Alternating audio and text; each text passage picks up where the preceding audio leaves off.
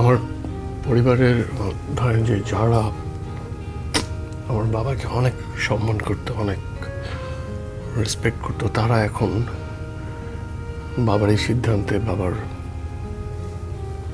পিছনে আজে বাজে কথা বলছে এবং হাসছে। সেটা আমার সহ্য হচ্ছে না। I can't take it anymore. I can't take it. I can understand যে আপনি আমার বাবার অনেক ভালো বন্ধু, হয়তোবা অনেক কাছের কেউ, হয়তোবা আমার থেকেও।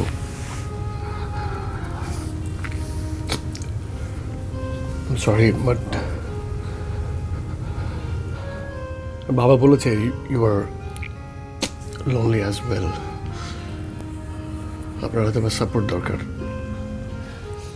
আপনি অন্যভাবে নেবেন না। আপনার যদি কোনো আর্থিক সাপোর্ট দরকার হয় আপনি আমাকে বলতে পারেন। আই ক্যান অ্যারেঞ্জ, আমি চেষ্টা করবো, আমি জানি না কতটুকু পারবো, বাট আমি সহ্য করতে পারছি না। জাস্ট সিম্পল রিকোয়েস্ট, আপনি আমার আর আমার বাবার মাঝখানে থাকবেন না, সরে যাবেন।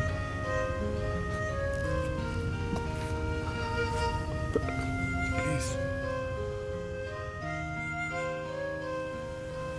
আমি জানি তুমি তোমার বাবাকে অনেক ভালোবাসো, তোমার বাবাও তোমাকে অনেক ভালোবাসে।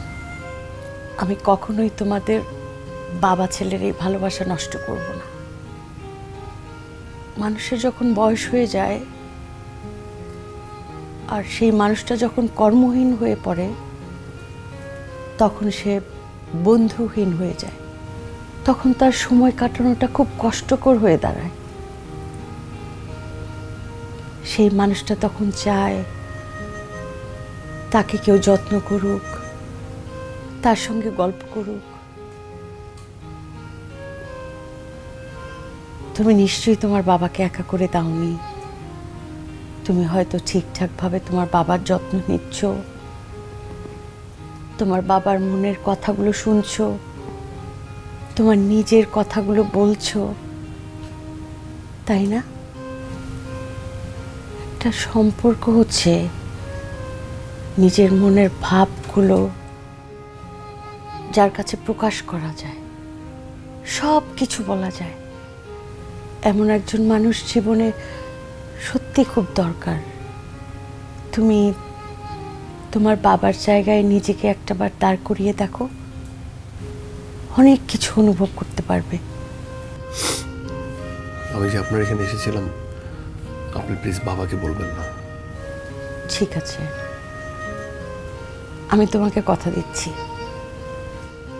আমার জন্য তোমাদের বাবা ছেলের বন্ধন নষ্ট হবে না। আমার নিজেরও তোমার মতো দুইটা সন্তান আছে, তারা আমাকে একা করে দিয়ে গেছে, কিন্তু তুমি তোমার বাবাকে একা করে দিও না। তুমি কিন্তু তোমার বাবার সবচেয়ে আপন, সবচেয়ে আপন।